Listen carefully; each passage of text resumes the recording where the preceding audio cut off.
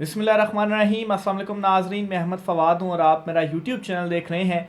अहम ख़बरों, तजिए और तबसरे के साथ आज की व्लॉग में आपकी खिदमत में हाजिर हुआ हूँ। 4 इंपॉर्टेंट ख़बरें हैं, ब्रेकिंग न्यूज़ है जो आपके साथ मैंने शेयर करनी है। इमरान खान साहब को मुबारक हो, इमरान खान के केसेस ख़त्म। मामला क्या है, इस पर कुछ अहम तरीन तफसीलात आपके साथ मैंने शेयर करनी है। मुस्लिम लीग नून पाश पाश हो चुकी है। 4 बड़े लीडरों ने अलहदगी का ऐलान कर दिया है। कुछ अहम तरीन तफसीलात इस हवाले से भी आपके साथ शेयर करनी है। पाकिस्तान तहरीक इंसाफ में बड़ा नाम शामिल हो चुका है। लेवल प्लेइंग फील्ड अब मिलेगी पाकिस्तान तहरीक इंसाफ को भी। बल्ले का निशान पाकिस्तान तहरीक इंसाफ के पास ही रहेगा। इस मामले पर भी कुछ अहम तरीन और एक्सक्लूसिव तफसीलात हैं, वो भी आज की व्लॉग में आपके सामने रखूंगा। सबसे पहले तो नाज़रीन आपको नून लीग के हवाले से बड़ी ब्रेकिंग न्यूज़ शेयर करता चलूँ। 4 अहम नाम, 4 बड़े नाम, 4 बड़े लीडर जो हैं वो नून लीग से अलहदगी का ऐलान कर चुके हैं।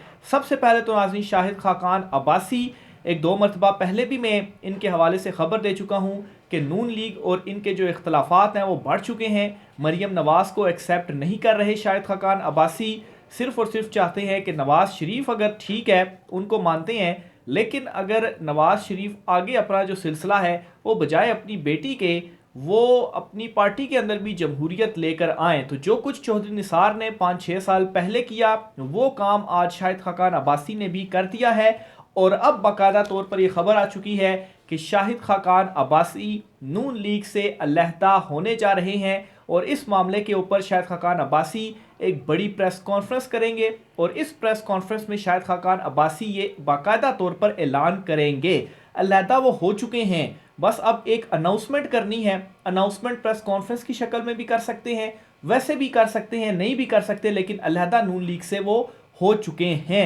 यानी कि पहले उन्होंने ये कहा था कि वो इलेक्शन नहीं लड़ रहे, नून लीग के टिकट के ऊपर वो इलेक्शन नहीं लड़ रहे, लेकिन अब वो नून लीग से अलहदा भी हो रहे हैं, इसका वो ऐलान करेंगे। और सबसे बड़ी वजह जो इख्तलाफात उनके आपस में चल रहे थे और शाहिद खाकान अब्बासी अलहदगी के बाद अपनी नई सियासी जमात भी बनाएंगे, ये भी शाहिद खाकान अब्बासी के जो करीबी ज़राए हैं उनकी जानिब से ये जो इतला है, एक बड़ी ब्रेकिंग न्यूज़ है, वो सामने आई है। ना सिर्फ शाहिद खाकान अब्बासी बल्कि सरदार मेहताब खान जो हैं जिनका ताल्लुक केपी से है, और केपी में अगर आप कहें कि नून लीग का अगर होल्ड है तो सरदार मेहताब अब्बासी की वजह से है। साबिक वज़ीर आला भी ये रहे हैं, इन्होंने भी पार्टी से अलहदगी का ऐलान कर दिया है। काफ़ी अरसे से इनके हवाले से खबरें गर्दिश कर रही थी कि ये अलहदा होंगे।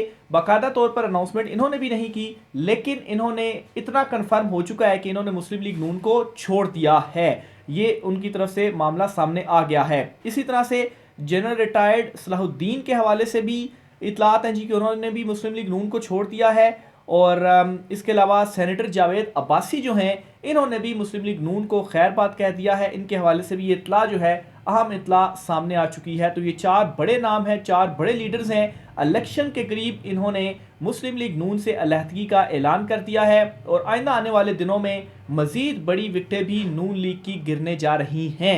एक तरफ तो मुस्लिम लीग नून जो डील करके और अकेला भागना चाहती है इलेक्शन में, जहां पर उनके केसेस ख़त्म हो रहे हैं, पाकिस्तान तहरीक इंसाफ को कुचला गया, लेकिन अब जो घड़ी की सुइयां हैं वो उल्टना शुरू हो चुकी हैं और जो अवामी रद्द अमल सामने आ रहा है, इस रद्द अमल को देखते हुए ये अलहदगियाँ मुस्लिम लीग नून से हो रही हैं। और ना सिर्फ अलहदगियाँ हो रही हैं बल्कि पाकिस्तान तहरीक इंसाफ में जो शमूलियत है वो भी हो रही है। लतीफ़ खोसा साहब बाकायदा तौर पर अब पाकिस्तान तहरीक इंसाफ में शमूलियत इख्तियार करने जा रहे हैं और ख़बर यह है कि कल 2 बजे यानी कि इतवार वाले दिन 2 बजे लतीफ़ खोसा साहब एक प्रेस कॉन्फ्रेंस करेंगे और इस प्रेस कॉन्फ्रेंस में वो पाकिस्तान तहरीक इंसाफ में बाकायदा शमूलियत का ऐलान करेंगे। और ये एलामिया एक सामने आया है कि लतीफ़ खोसा साहब प्रेस कॉन्फ्रेंस करने जा रहे हैं और ये बड़ा नाम है जो पाकिस्तान तहरीक इंसाफ में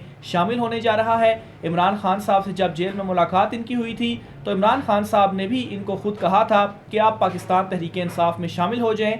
ये जो एक मुश्किल वक्त चल रहा था पाकिस्तान तहरीक इंसाफ के ऊपर, इस दौरान लतीफ़ खोसा, एतजाज़ अहसन दोनों पाकिस्तान तहरीक इंसाफ के मौक़िफ़ के साथ खड़े हुए।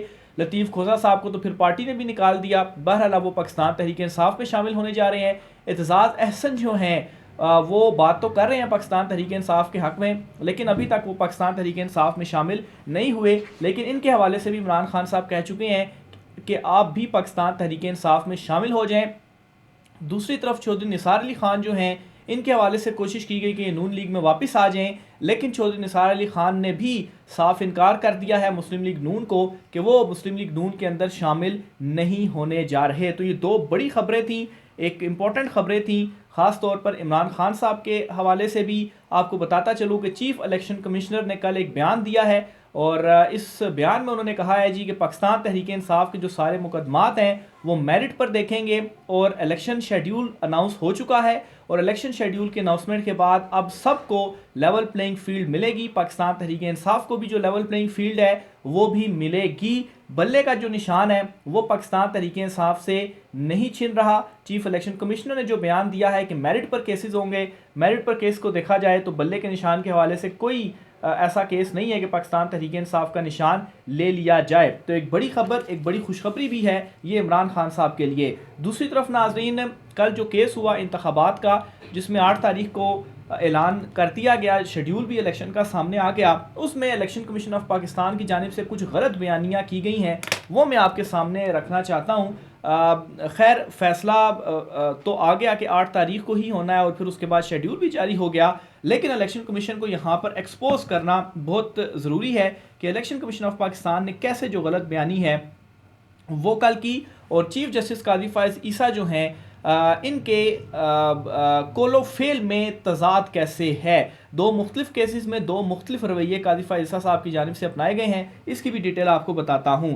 पहले तो नाजरीन ये आप जो इलेक्शन कमीशन ऑफ पाकिस्तान के जो बयान थे वो मैं आपके सामने रखता हूँ और उनके बयान से पहले मैं आपको जो हकायक हैं वो सामने रखना चाहता हूँ। एक तो नाजरीन कल ये बात सामने आई जी, जस्टिस मंसूर अली शाह साहब ने ये रिमार्क्स दिए थे, मैं उधर मौजूद था, मैंने सुने हैं कि उन्होंने कहा था जी कि ये जो दरख्वास्त थी जो पाकिस्तान तहरीक इंसाफ लाहौर हाई कोर्ट में लेकर गई है, आखिर नोटिफिकेशन के बाद ही कि वो लेकर गए थे, वो पहले भी लेकर जा सकते थे। अच्छा, इसमें तो एक क्लियर करता चलूँ कि पिटीशन आरओज़ का नोटिफिकेशन आने के बाद नहीं, 6 दिसंबर को की गई और नोटिफिकेशन 11 दिसंबर को आया।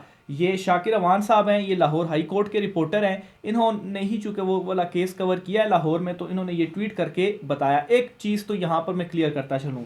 दूसरे नंबर पर तमाम डीआरओज़ और आरओज़ डिप्टी कमिश्नर नहीं हैं, तमाम डीसीज अभी तक शफल नहीं किए गए। अच्छा, इसमें इलेक्शन कमीशन ने कहा जी कि शफल हो चुके हैं, लेकिन सब तमाम के तमाम नहीं हुए। सबसे बड़ी जो एग्जांपल है वो डीसी इस्लामाबाद की, इरफान मेमन की, उसके हवाले से लेटर भी लिखा गया लेकिन शफल नहीं हुआ।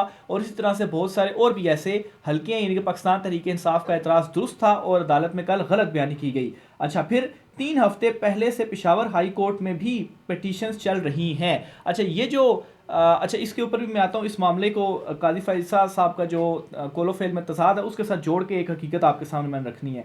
अच्छा, यही पटिशन मार्च अप्रैल में भी पीटीआई की जानिब से की गई थी। लाहौर हाई कोर्ट ने आरोप देने से इनकार नहीं किया था, इलेक्शन के ऐलान के बाद आने का कहा था। तो ये भी आप जो है वो क्लियर कर लें कि अदलिया ने इनकार नहीं किया था। ये कहा था कि आप जब ये शेड्यूल वगैरह या ऐलान जब आप कर देंगे इलेक्शन का तो उसके बाद आप आ जाए, पहले से ही आप आ गए, पहले से किस तरीके से सारी चीज़ों को मैनेज कर लें, क्योंकि वहाँ पर भी रूटीन होती है, चीज़ों को मैनेज करना पड़ता है। तो बिल्कुल शुरू से कैसे कर दिया जाए, ऐलान होगा शेड्यूल का तो उसके मुताबिक अपने शेड्यूल को देखा जाएगा, क्योंकि इलेक्शन की भी डेट एक तो नहीं आ रही थी, कभी क्या आ रही थी कभी क्या आ रही थी। तो ये भी एक हकायक है जो कि जो है वो मिस गाइड किया गया। लेकिन बहरहाल दूसरी तरफ आता हूँ जी कि जो कोलोफेल में तजाद है। अच्छा, एक तो आप ये रखें जी जहन में कि गुज़श्ता रात इंतखाबात केस के फैसले में चीफ जस्टिस काजी फायज़ ईसा साहब ने लिखवाया कि आम तौर पर ये अदालत नोटिस जारी किए बगैर फैसले मुअत्तल नहीं करती, लेकिन लाहौर हाई कोर्ट के जज का फैसला सुप्रीम कोर्ट के फैसले के खिलाफ है, लिहाजा बगैर नोटिस जारी किए फैसला मुअत्तल किया जाता है। अच्छा, चूंकि इलेक्शन कमीशन ऑफ पाकिस्तान ने चैलेंज किया था लाहौर हाई कोर्ट के फैसले को, ठीक है, तो आमतौर पर तो इस तरह से होता है कि आप नोटिस जारी करने हैं। आप देख लें जो जज शौकत अजीज़ सिद्दीकी बरतरफी केस था, उसमें चीफ जस्टिस काजी फायज़ ईसा साहब ने ये कहा जी कि इसमें आप पार्टी बनाएं, हम उनको नोटिस करेंगे और उनको सुने बगैर हम नहीं आगे चल सकते, फैसला कर सकते। और किन को नोटिस जारी करने थे, जनरल फैज़ हमीद को और फिर इसी तरह से दीगर को। तो असल वहाँ पर नोटिस जारी कर रहे थे, तो वहाँ पर तो ये कह दिया गया, यहाँ पर ये कहा गया जी कि सुप्रीम कोर्ट के फैसले के खिलाफ है, तो इस वजह से हम नोटिस जारी भी नहीं कर रहे, उनको सुन भी नहीं रहे और इस पिटीशन को हम डिसाइड कर रहे हैं। जनाब चीफ जस्टिस, जब आप ये फैसला लिखवा रहे थे तो आपके दाएं जानिब बैठे जस्टिस सरदार तारिक मसूद ने अभी हाल ही में आपके बनाए हुए बेंच में बैठकर 13 दिसंबर के रोज़ सिविलियंस के फौजी अदालतों में ट्रायल के खिलाफ फैसले को बगैर नोटिस जारी किए पहली समात में मुअत्तल किया और फौजी अदालतें बहाल की। तो बस अब ये जो दो हक़ाइक़ सामने आए हैं, इसको कोलो फेल में तज़ाद से ज़्यादा अब मैं क्या कह सकता हूँ। मज़ीद आप इसके ऊपर ख़ुद भी देख सकते हैं कि इस वक्त अदालतों के अंदर चल क्या रहा है। यानी कि एक मुकदमा है, वहाँ पर कुछ और अपनी यानी कि अपनी मर्ज़ी से जो चीज़ें हैं वो की जा रही हैं। एक तरफ क्या फ़ैसला आ रहा है उसके लिए और कोई वजह हो गई, और एक तरफ फ़ैसला देना है तो उसके लिए कोई और जो वजह है वो हो गई। तो बहरहाल ये दो इम्पॉर्टेंट चीज़ें थी जी जो हुई हैं, और मैंने कहा कि ये भी आपके साथ जो है वो मैंने शेयर करनी है। आगे चलते हुए नाजरीन, एक और बड़ी ख़बर है वो भी आपके साथ मैं शेयर करता चलूँ, और ख़बर ये है कि जुनैद सलीम साहब हैं, सीनियर सहाफ़ी भी हैं। ये जो ब्यूरोक्रेसी से आरओज़ और डीआरओज़ लिए गए हैं, पाकिस्तान तहरीक इंसाफ वैसे ही नई पटिशन लेकर गई थी, और मुस्लिम लीग नून इनके हवाले से खुश क्यों हैं, और पाकिस्तान तहरीक इंसाफ का जो मौक़िफ़ था कि इन्होंने ही MPO वगैरह के जो ऑर्डर्स वगैरह हैं वो जारी कर रही हैं, तो ये इनके अंडर किस तरह से आप इलेक्शन जो है वो दे सकते हैं। इसकी एक सबसे बड़ी एग्जांपल आपके सामने रखता हूँ कि DC इरफान नवाज़ मेमन जो हैं वो मुस्लिम लीग नून के सिंध के सदर बशीर मेमन जो हैं उनके भतीजे हैं। ये जुनैद सलीम साहब जो हैं उनकी जानिब से ये बताया गया है। फिर इसी तरह से DC इस्लामाबाद, इनको चेंज नहीं किया गया, ये PTM ने लगाया और इलेक्शन कमीशन कह चुके हैं जी कि हम चेंज कर चुके हैं, लेकिन ये इस्लामाबाद में ही है, DC चेंज नहीं किया गया इनको। और इन्हीं DC साहब के ख़िलाफ़ क्या हो रहा है जी कि तौहीन अदालत की जो कार्रवाई है वो इस्लामाबाद हाई कोर्ट ने शुरू कर दी है, और जो उसकी रीज़न है वो ये है कि इन्होंने जो है वो अपने इख्तियारात से तजावुज़ करते हुए 3 MPO के जो ऑर्डर्स थे वो जारी किए थे। ये मैं आपके सामने केस सारा रख देता हूँ। शहरयार अफरीदी के ख़िलाफ़ इख्तियारात से तजावुज़ करके MPO जारी करने का ये केस था, जिनमें इनके ख़िलाफ़ तौहीन अदालत लगी थी, और अब तौहीन अदालत की जो कार्रवाई है वो आगे बढ़ रही है, और रोज़ाना की बुनियाद के ऊपर जस्टिस बाबर सत्तार जो है वो इन्हीं DC साहब के ख़िलाफ़ तौहीन अदालत की कार्रवाई करेंगे। तो ये सबसे बड़ी एक एग्जांपल भी है जो पाकिस्तान तहरीक इंसाफ का मौक़िफ़ था, लेकिन खैर इन्हीं से ही अब जो इलेक्शंस हैं वो करवाए जाएंगे। बहरहाल ये एक और हाई कोर्ट से फ़ैसला आया जी, वकला की अदम दस्तयाबी की वजह से समात ना हो सकी, ट्रायल मुकम्मल करने के लिए आइंदा समात 16 जनवरी से रोज़ाना की बुनियाद पर शुरू होगी। DC इस्लामाबाद और दीगर बयान हल्फी या कोई दस्तावेज़ जमा कराना चाहते हैं तो करा सकते हैं। शहरयार अफरीदी के खिलाफ इख्तियारात से तजावुज़ करके MPO जारी करने पर तौहीन अदालत की कार्रवाई की गई।